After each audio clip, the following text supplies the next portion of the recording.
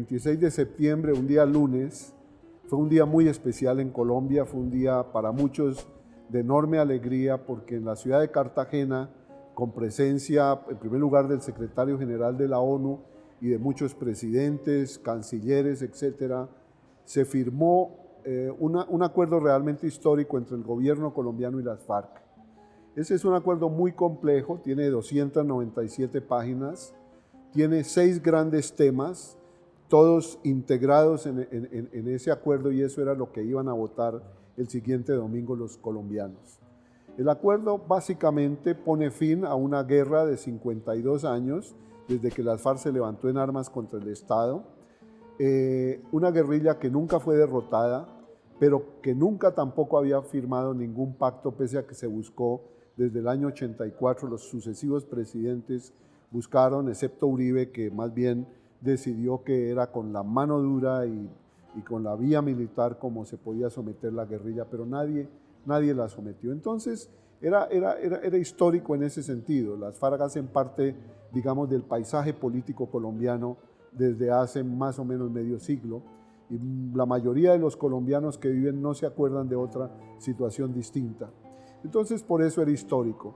¿Qué era lo que se pactaba? Bueno, el fin de la guerra, la reconversión de esta guerrilla en un movimiento político legal, una serie de cambios agrarios en los métodos de la democracia colombiana, que implicaba un poco más de fuerza de la democracia directa, la reparación, la justicia, la verdad a que tienen derecho las víctimas, el tema del narcotráfico, de qué va a ocurrir una guerrilla que domina territorios que han sido de cultivos de cocaína y que ha estado implicada en eso.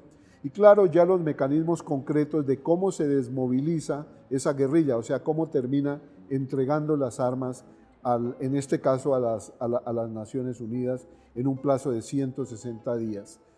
Y finalmente, cómo se refrenda, nunca se dijo claramente, pero el mecanismo básico de refrendación era popular. La Corte Constitucional le puso al presidente un menú y él escogió que era el plebiscito, y eso fue realmente lo que se hizo el domingo siguiente, o sea, el domingo 2 de octubre. Los colombianos decían sí o no a ese acuerdo. Digamos, ese fue, en términos muy genéricos, de qué se trataba el acuerdo y en fin, eso era lo que los colombianos iban a votar. Pero el acuerdo en sí mismo es extraordinariamente complejo y no era fácil de entender. Era un acuerdo muy complejo para poner fin a esta guerra.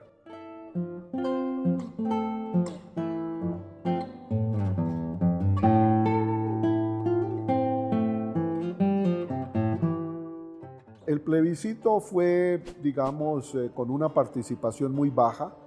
Realmente para la importancia, la envergadura de este acontecimiento, que tiene muchas consecuencias en el largo plazo, básicamente para las nuevas generaciones de colombianos que pueden ya vivir realmente en un ambiente muy diferente a mi generación y a mis hijos. Realmente se esperaba que iba a ganar el sí. Se esperaba baja participación, como acabo de decir, o sea, se dijo que el umbral por el cual se podía ganar o no era del 13% de los casi 40 millones de electores que hay en Colombia, o sea que con 4,5 millones, digamos, se pasaba o no. De hecho, votaron un poco más, votó alrededor del 36-37%, y el margen en que ganó el no fue reducidísimo, 50 y pico mil de votos, o sea, fue muy cerrado, el país como que se partió. La gente esperaba que iba a ganar el sí según las encuestas, pero fue un no, y eso tiene muchísimas consecuencias y muy graves, porque al ganar el no, muchos mecanismos que se disparaban, digamos, en relación con el sí.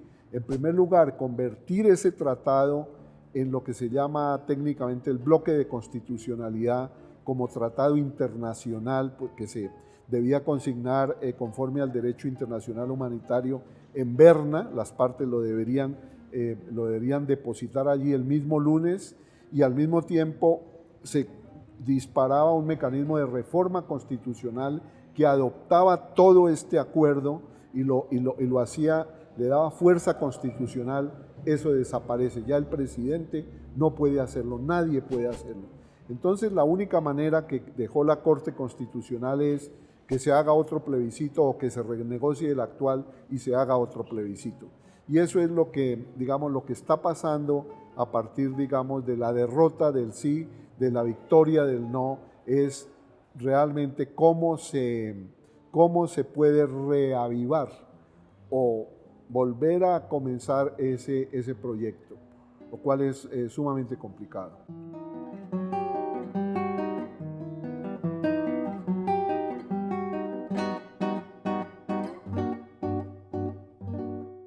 Lo que sigue, ya uno tiene anuncios, digamos, en la misma campaña del no. Yo creo que fue una campaña electoral típica, porque en Colombia, desgraciadamente, desde el año 84, en que se comenzaron negociaciones con las guerrillas de las FARC en particular, los temas de guerra y paz en Colombia son temas que tienen que ver con resultados electorales.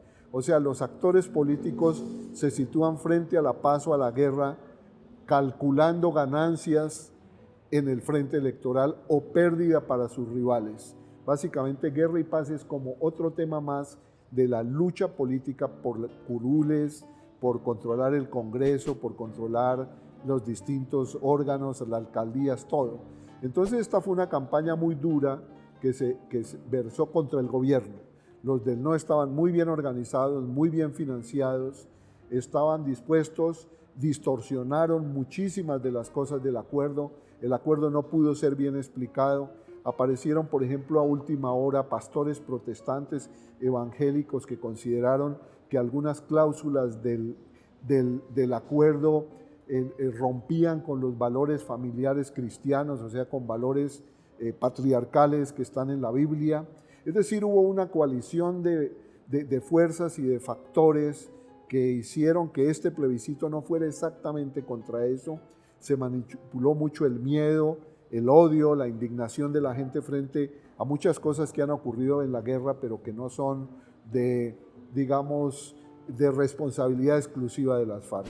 En una palabra, creo que el presidente Uribe no se dio cuenta de la magnitud de su responsabilidad, movió los sentimientos de los colombianos contra el pacto. El gobierno no tuvo tiempo realmente de explicar el pacto, y estamos en una situación en la cual las FARC tendrán que aceptar si sí o no, y eso es muy difícil porque esa comandancia que está negociando desde La Habana tiene que tener en cuenta que hay unas bases de guerrillas y no se sabe realmente cómo, decir, si negocia mucho, si negocia, en qué sentido puede romperse la unidad de las FARC, y entraríamos en una época muy triste, muy complicada. Pero yo creo que en los próximos meses vamos a estar los colombianos con una profunda desazón, sin saber exactamente qué fue lo que pasó.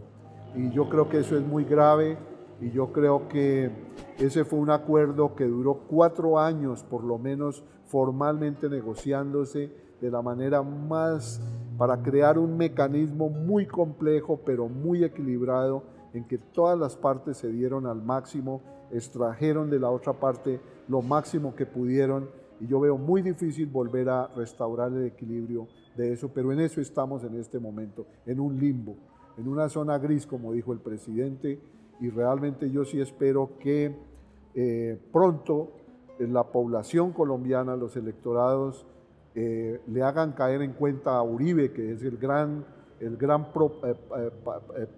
quien propició este no, su responsabilidad, y que él asuma realmente la responsabilidad, porque él estuvo en la presidencia y con él se comenzaron estos diálogos con las FARC.